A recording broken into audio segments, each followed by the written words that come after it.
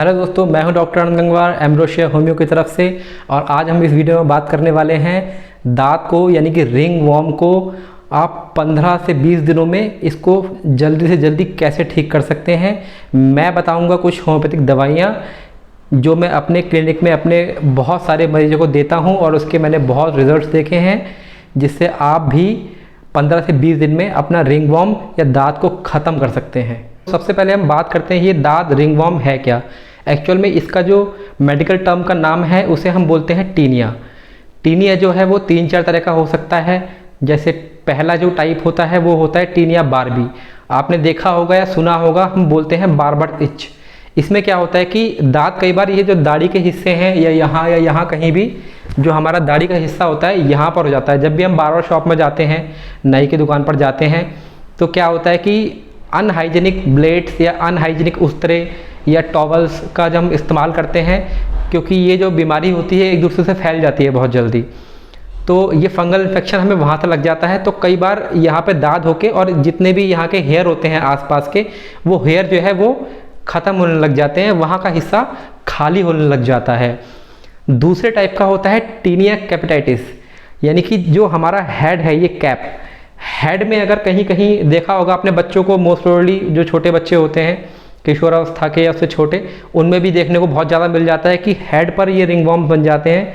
चकत्तेदार, पपड़ीदार, white या उसके चारों तरफ सर्कल रहता है लाल दानों का, और वहाँ से भी हल्के हल्के बाल जो है वो गायब होने लग जाते हैं या सफ़ेद होने लग जाते हैं। और तीसरे टाइप का होता है टीनिया क्रूरिस।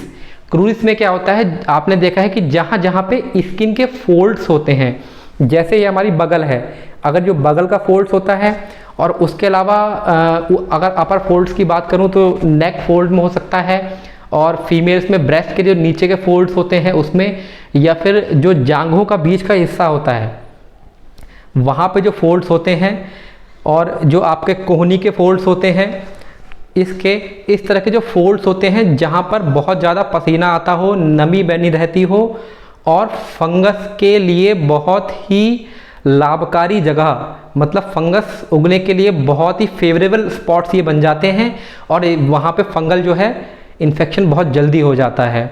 और जो चौथा है वो है टीनिया पेडिस। ये मतलब पैरों वगैरह में अगर दाद हो जाता है तो ये वहाँ देखने को मिलता है। अब बात करते हैं इसके लक्षणों के बारे में। ये दिखता कैसा है, कैसे हम पहचानेंगे कि हमको ये दाद और रिंग वॉर्म का फंगल इन्फेक्शन हुआ है।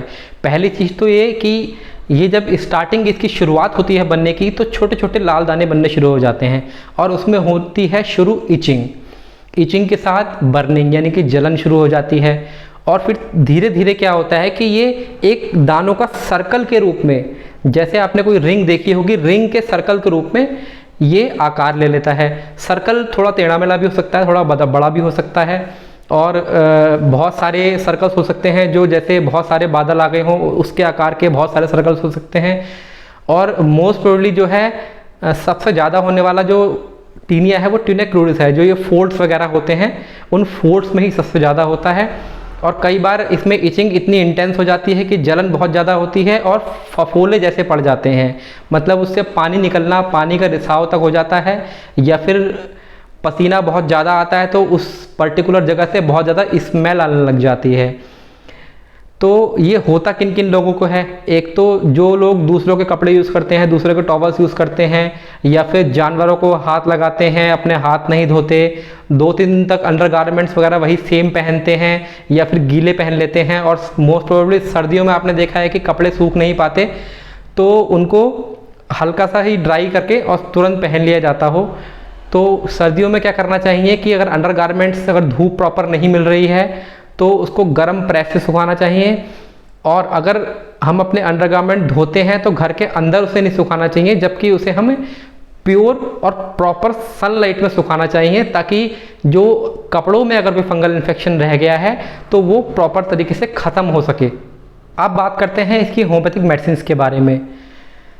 सबसे पहले तो आपको लेना है बेसिलिनम 1 mg की एक डोज, 2 से 4 बूंदें सीधे आप जीभ पर टपका सकते हो, या आधा कप पानी में सुबह सुबह खाली पेट लेनी है। वो सिर्फ एक बार लेनी है, और उसके ठीक 24 घंटे बाद आपको शुरू करनी है 2 दवाइयाँ, CPR 200 और टेल्लुरियम 200।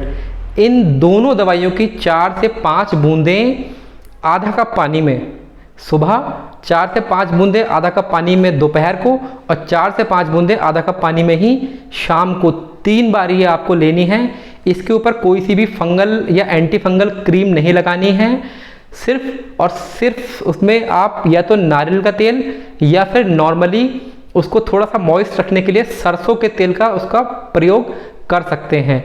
और चौथी जो दवाई है वो तब लेनी है अगर आपको रिपीटेडली बार बार दाद होता है, जैसे स्प्रिंग सीजन लौटता है या बारिश का मौसम आता है और जाता है, जब भी मौसम में बदलाव होते हैं और आपको दाद जो है वो बार बार आ जाते हैं, तो उसके लिए क्या करना है, आपको थूजा 200 की मॉर्निंग में सिर्फ एक डोज 4 से 5 बूंद जीभ पर आप टपका सकते हो या आधा कप पानी में ले सकते हो। अगर आपको इन दवाइयों को लेने में कोई दिक्कत हो या कोई और भी क्वेरी हो तो कमेंट सेक्शन में आप कमेंट कर सकते हो। मैं विदिन 24 आवर आपको रिप्लाई ज़रूर करूँगा। मेरी इस वीडियो को देखने के लिए बहुत बहुत धन्यवाद। नीचे सब्सक्राइब का बटन है, प्लीज़ सब्सक्राइब कर लीजिए। उसके साइड में बेल आइकन है, बेल आइकन को प्रेस कर दीजिए ताकि ऐसी ही नई नई बीमारियों की अपडेट्स और उनकी मेडिसिन क्या क्या हो सकती हैं आपको अपडेट्स मिलती रहें। Thank you.